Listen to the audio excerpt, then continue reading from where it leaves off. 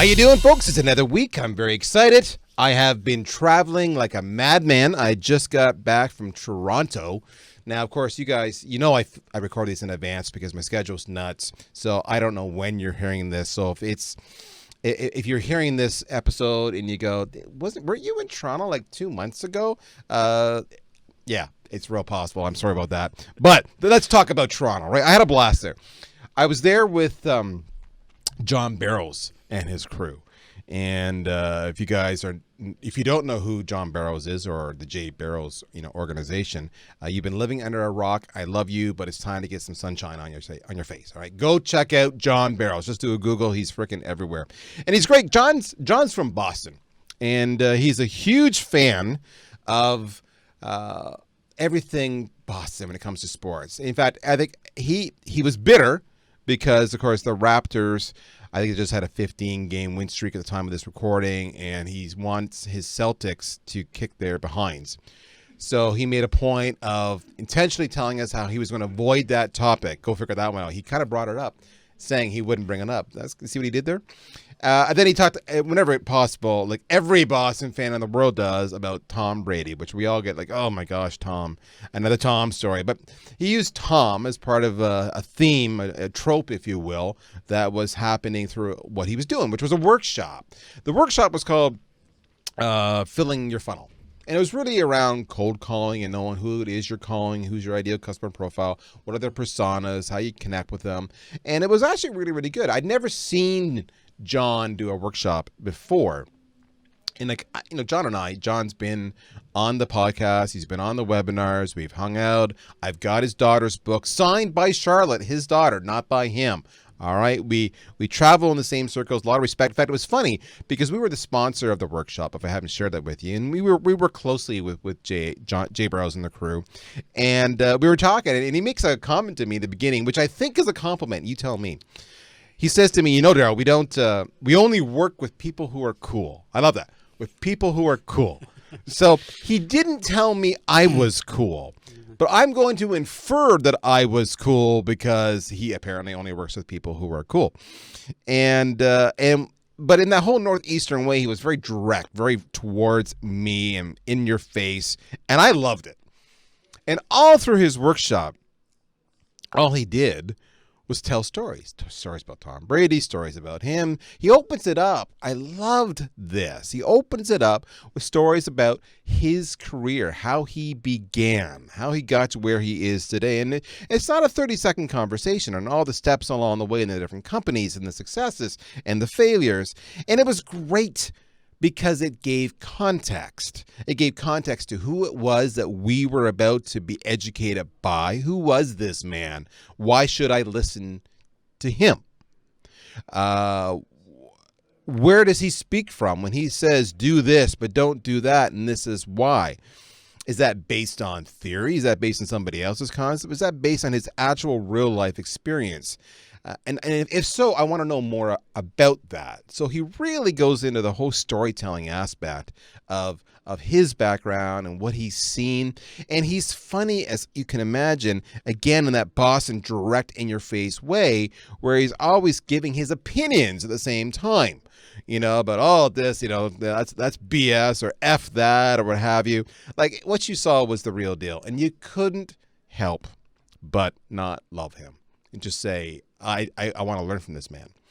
Now, I'm not saying he's right, and I'm not saying he's smart, and I'm not saying what he taught me was accurate and helpful. But I am saying I wanted to learn from this guy. I wanted to hear from him. He had my attention. You see, what he was doing was he was storytelling. Now, ironically, completely coincidentally, yesterday, I'm driving back, and I had got a call a couple of days ago from James Obermeyer with Funnel Media. And Funnel Media is interesting. They have a podcast network that is entirely about selling, marketing, this tech stack. It's about revenue. And the Inside Sales show is part of the Funnel Media group.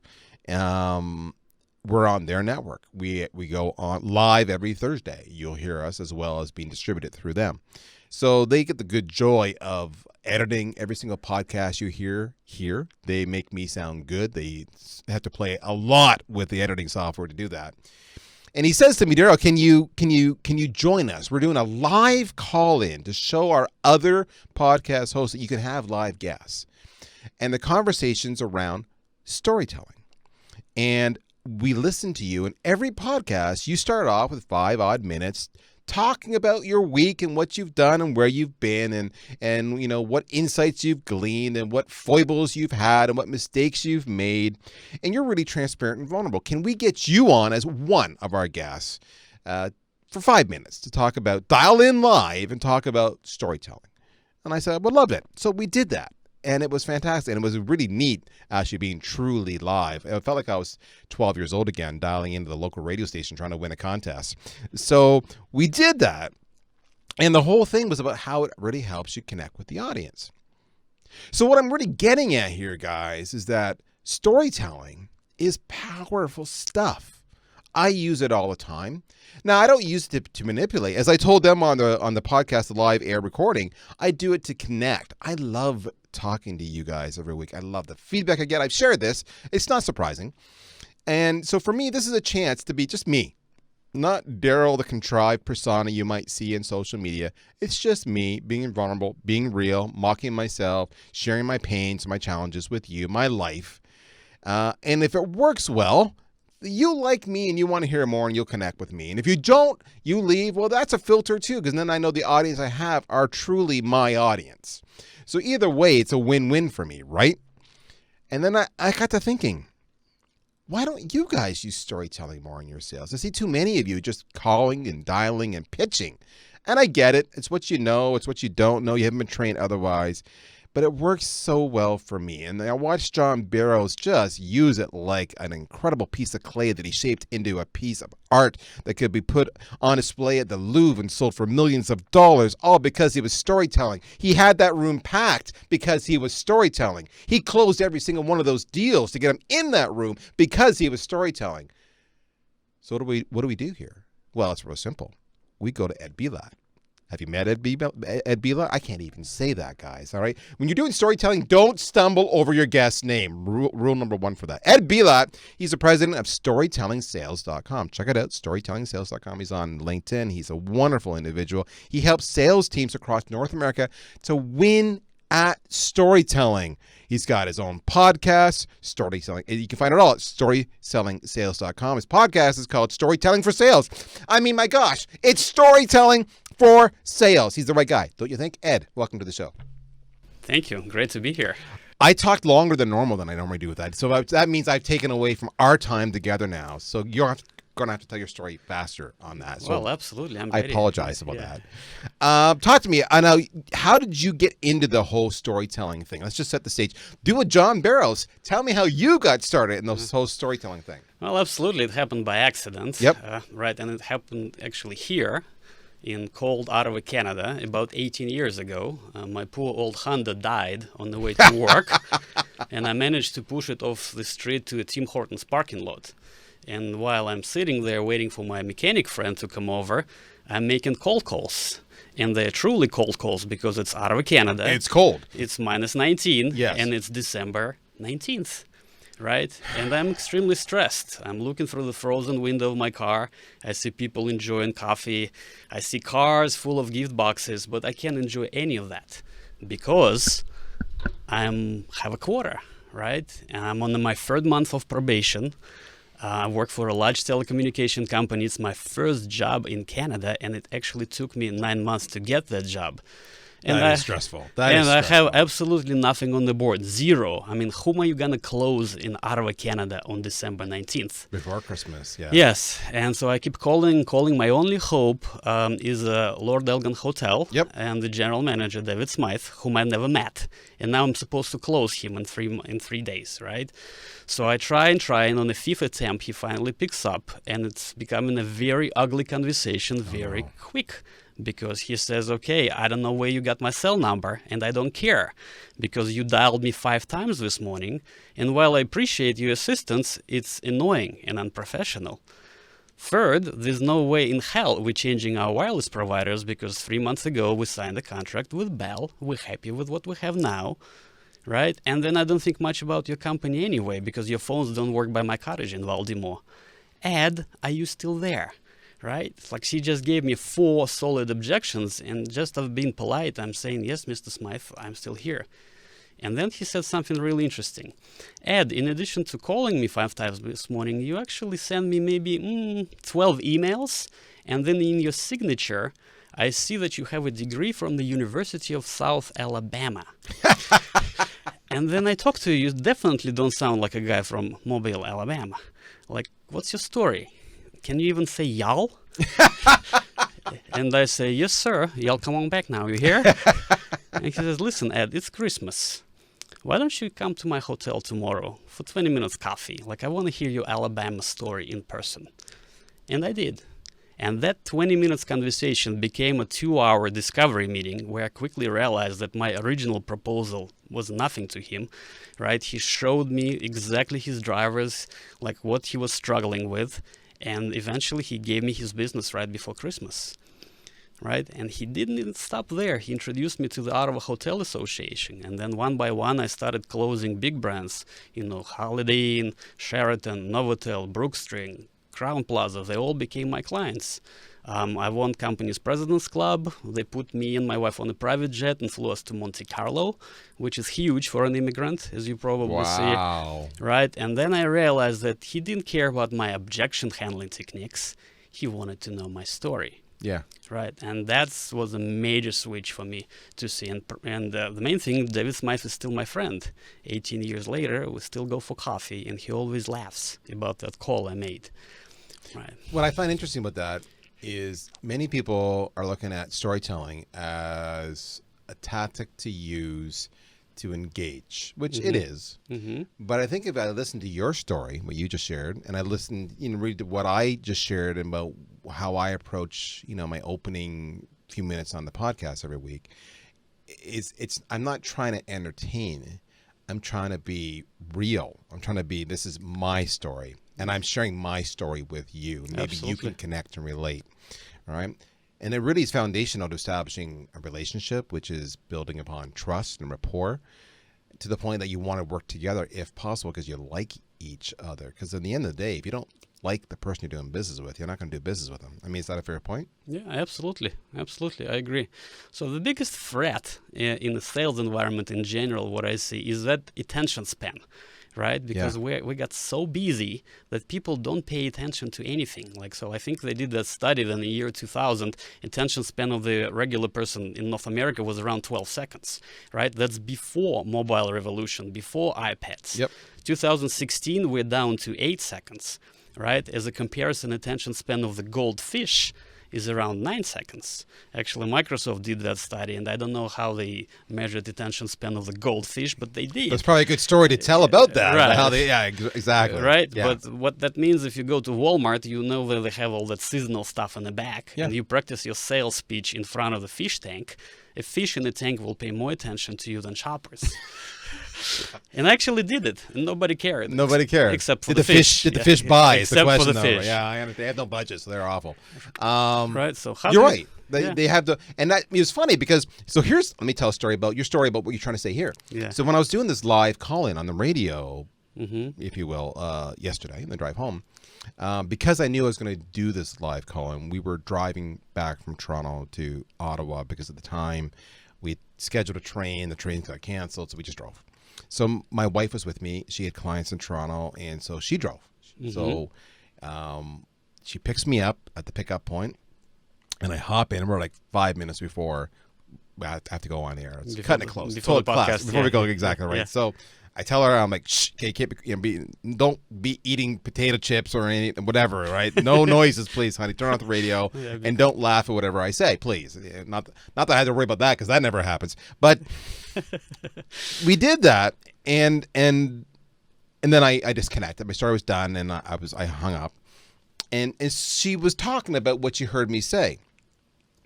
And she was funny because my wife, for those who don't know, is an interior designer. So she's the furthest thing from a tech B2B buyer. Yeah. Her point is, she goes, I don't listen to a lot of your podcast, Daryl. Usually she'll hear them when I'm playing them on occasion because I want to hear it played back. I don't listen to myself often because I already enjoyed it the first time. Mm-hmm. And she goes, but what I like about your podcast is, she goes, like, I listen to your stories and I giggle and I learn stuff and, I want to learn more. She goes, and she makes the point. She goes, you get me from the very beginning. You hook me in from the start. That's right. She goes, normally these kind of movies, like, yeah, blah, blah, blah, get past the whole commercial, but you hook me in. And I'm like, oh, honey, you're sweet. Mm-hmm. But the point that she made, the fact that she made that point was really, really interesting. So would that be, is that why we do storytelling? Like, if I had to ask you to sum it up, why should sales reps do storytelling? What would you say? Number one reason, this is a true way to show who you are, right? So like to show the authenticity, who you are and what do you represent, right? Because everybody knows we have those sales scripts, right? So we memorize them and we practice them many times, but that doesn't work anymore, right? So like people, because of the attention span is so short, so people will immediately find out, right? So like, are you speaking from your center, from your heart, or this is just a memorized script you told, 300 times before you talk to me, right? So there's nothing authentic about the script, right? Stories truly connect people, right? Because this is where the magic happens, right? And then, of course, like you just mentioned, the marketing is using hook, engage, and call to action, like right all the time, right? So there is a way to make the story authentic still, right? While using some formula. And that's what I've seen. I'm just back from Orlando, right? So like we have a room, it was about 40 people. Each of them has between 20 to 30 years of experience. And I ask, like, think about it. Like right in this room, we have 1,000 years of experience, 1,000 years of true stories, right? You know how powerful that is? So you don't need Google, and you certainly don't need me to facilitate this. All you gotta do is just to share these stories. And if you have somebody new joining your team, no problem. You can still go to that story library of yours, of 1,000 years, and borrow a book. But not just any book. It's a book which already been tried, rehearsed, right, and prepared for this particular sales situation. And this is where the true power of stories come together. Like, we just need to start sharing them. I love it. All right. You made a reference there very quickly to that there's actually a structure, a formula of sorts on the podcasting. I want to drill down on that because I want our audience to learn that formula, if you don't mind sharing it. But don't tell me yet because we're going to go to commercial. But when we come back, you're going to hear the formula. So stay tuned. We'll be right back.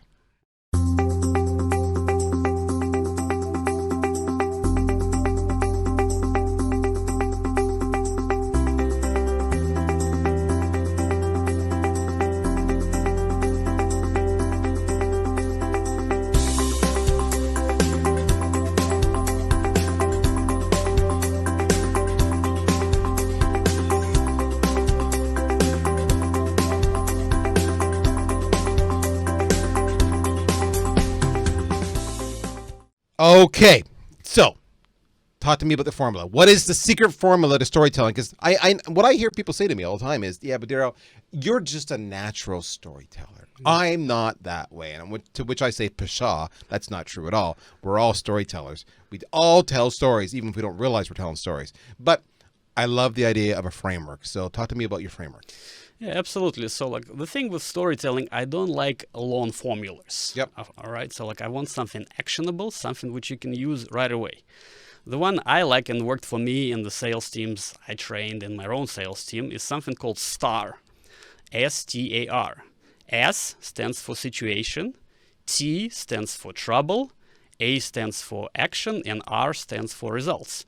So take my Lord Elgin story, for example. Situation. What is the situation? I'm in a frozen car, right, in a Tim Hortons parking lot.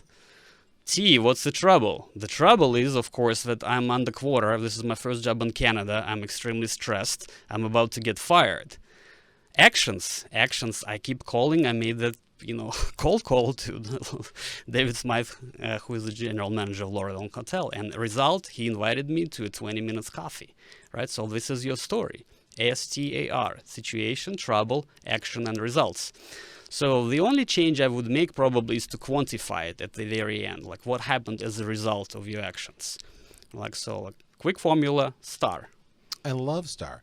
Now, I'm just curious. So when you teach that formula to people who perhaps don't fancy themselves a storyteller or they stumble with it, what's their reaction like? Do they just kind of go, "Oh, it sounds too simple," and then when they apply it and they start applying it, you know, what I guess, did they find it easy, intuitive? Like talk to me about the experience.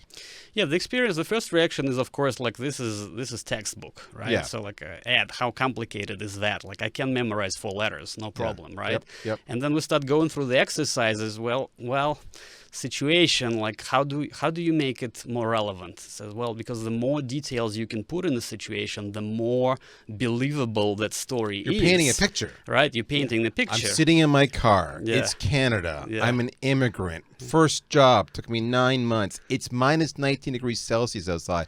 I'm cold as hell. It's December 19th. Christmas is around the corner. Who's conducting business? That's right. You're painting a picture. Right.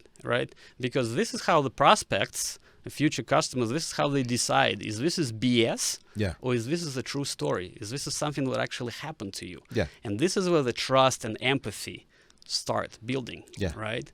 So, and then of course, when we go through the story several times, like they start getting it and more and more and more. And then all of a sudden we say, well, I know my stories, but the person who works with me, like they don't know my stories and I don't know their stories. Yep. Like, how do we start sharing it? Right? So how can we help each other with the storytelling and as a library? Right? I love that point there. I want to stick on that point just for a second. One of the things that I hear my sales reps say to me all the time is, Daryl, can you write down your stories? And some of the, yes, they're my stories, so I couldn't tell your story about being, near Tim Hortons with a broken down car at minus 19 degrees Celsius. But that one is 100% mine. But what they're getting at is often I'll tell a story like, I'll do something like this. VanillaSoft, we sell sales engagement. Now, I don't know if you know this. I was talking to some analysts the other day, and this is what they shared with me. They shared that for years, this is the situation, that the number 1 inquiry they got was always on CRM, and the number 2 inquiry they got was on marketing automation. Now, whether it be Gartner or Forrester or whomever, they all say the same thing. Now, where they got in a bit of a challenge is that there is a new number 2 inquiry that they weren't quite ready for that pushed marketing automation down. Guess what that was? That was sales engagement. Right. So all of a sudden, what they had to do was they had to rejig their whole research and analysis and publishing model to adapt to the changing dynamic. And for them, of course, it's just been a huge new opportunity. So I just gave you situation, the trouble they were in, the action they did, and the results they got. Star. Yeah. But what that tells me is that VanillaSoft is at the right product at the right time in the right tech stack. Do you have plans to put this in your tech stack today, sir? That's a story that I could put down and give to my sales reps. Yeah. And the only thing they're going to change is they're going to say, I was talking to my CMO who shared with me he was talking to Gartner and Forrester, blah, blah, blah. Okay. So those kind of stories you can chronicle and get out of the key people in your company to help you be credible. Yeah, absolutely. Do you want another story? I would love another story. All right. So let me tell you about my first sales job. Okay. Right. So it happened many years ago, but not very many years ago. So my first day at job, like sales job, I come, my best suit, come to work, says, okay, I'm ready, hit the road, start the numbers. They take me to a cubicle. And in that cubicle, there is a desk phone, right? And there's that little yellow brick called Yellow Pages. Yeah, I know it well. Right? And they said, start dialing. And said, okay, start dialing and take your notes. Highlight the people you called, right? Because on Friday, we will ship you a new desktop, and then you will transfer everything you highlighted in your book to Excel file. Yep. And then within a year, we should get our first CRM system. And they didn't even call it CRM. It was called database. Yes. Right? So that was my first day at the sales job. Right? So then I see new people coming on board, going into sales. So like I have mixed emotions. First of all, I envy them because they have all those wonderful tools such as VanillaSoft. Yeah, exactly. Right? Yep. And and the other area where I don't envy them is because of that attention span, that it's so much more difficult to get people's attention these days from what it used to be, right? So like we have wonderful technology, and then we have a goldfish versus human with 8 seconds of attention. So like, what do you do? And to me, stories are the answer, right? So, and the tool like VanillaSoft is probably the perfect place to have that library, right? Right, and we can embed it like, for ourselves, and we have scripts and all the whole 9 yards that are part of the product that can prompt you with the stories, Right. and even supporting pieces of collateral to back that up. One of the things we haven't hit on, and I do want to hit this on because we're running tight on time, but I want to hit this quickly, is the use of storytelling to handle objections. We talk, I use my podcast to start off and warm it up. Yeah. But it's a great way to respond to an objection. Is that a fair point? Yeah, that's right. Right, because otherwise, what are you gonna say? What do you mean you don't like my prices? Right. Like you love it. Just sign up, right? Yeah. So there is a way to incorporate your storytelling in the objection handling technique, right? So, and basically all you do, you just take the story, your authentic story, and then you put a little buffer in front of you, which is, I understand how you feel. Nice little bridge. Nice little bridge. Yep, you're recognizing them. Yeah, I understand how you feel. Yep. Thank you for sharing this. If I would be in your shoes, I would probably do the same thing. Absolutely, there is a budget constraint. A lot of our customers felt exactly the same way. For example, two months ago, I was working with a company. They're in Middle East. Right, so like the CEO, he's about 45 years old, right? And then you go straight to the story, and you go to your star. That was the situation. What was the trouble? They're struggling, with their sales rep. The turnover is extremely high. What was the action? This is what we did. This is the end result. Mr. Prospect, I would be happy to provide that reference call for you if you like. See, and that's exactly what I would have done too. Mine would have been a variation. Would have been something along the lines of, "I totally get what you're saying. In fact, there's my bridge. In fact, okay. I was talking to John Doe the other day of ABC Company. He's a client of ours now, but he wasn't always. And he said to me, the biggest obstacle was, I like what your pitch. I feel the pain, but the price doesn't work. Yeah. So what we did was this. Da da da da da. Does that sound like something that makes sense to you, or would you like to talk to John Doe? Absolutely. But why don't we? If it's okay with you, I can start that process now. We can overcome that objection. Assuming we can overcome that objection, is there anything else that you're bothered by? Yeah, absolutely. Right. Yeah. So you're qualifying. And so it's all storytelling. It makes it real. Yeah, right. I'm not the only one. Your feelings are valid. I get it. I'm not judging you, and I want you to trust me. Yeah. It's all storytelling. Yeah, this is where you're merging the energy, right? Yes. So like I talk a lot about the martial arts. Yes. And sales. Like this is something what we call Aikido, which is my martial arts. And it's based on using the energy of your opponent completely, right? So you just did that. So instead of going, right? So it says, okay, come with me. Right? Yeah. So I'm with you. And you're moving with them, right? So and the stronger and bigger your opponent, the less work you have to do. Because all you do, you take in their energy and you direct it where you want it.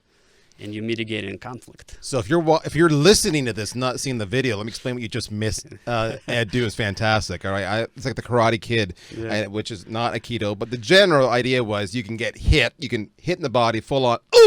Price question, not know what to do, you're down on the ground, right? Can't catch your breath. Immediately. The story's dead. Or, remember the classic wax on, wax off, and what he's really teaching him to do was to use his hands to deflect the strike and then, reattack, if you will. And that's what Ed was showing, how I can actually deflect that and then come back with a wonderful story. Yeah, that's right. So, and I'd like to bring the quote of our favorite philosopher of our time, which is Mike Tyson. Yes. Everybody has a plan until they get punched in the mouth. Or you get your ear bit off by Mike Tyson. That's his life. But you're right. He actually said this. Yeah. So that's why it's important to have foundational tools. All right. We're out of time. Ed, if we need to get a hold of you, what's the best way to get a hold of you? StorytellingSales.com. StorytellingSales.com. Listen to his podcast, guys. Storytelling for Sales. Go to the website. You can get the links there. That's Ed. Follow him on LinkedIn. Ed, thank you for joining. You are first, by the way. I think you're in the studio today. Why does Ed sound so good? Because he's actually in the studio. And so thanks for coming by. I loved it. In the meantime, my story is I'm out of time. But not to worry. I'll be back soon. My name is Daryl Prell, and this, my friend, is another episode of Inside Sales. You take care.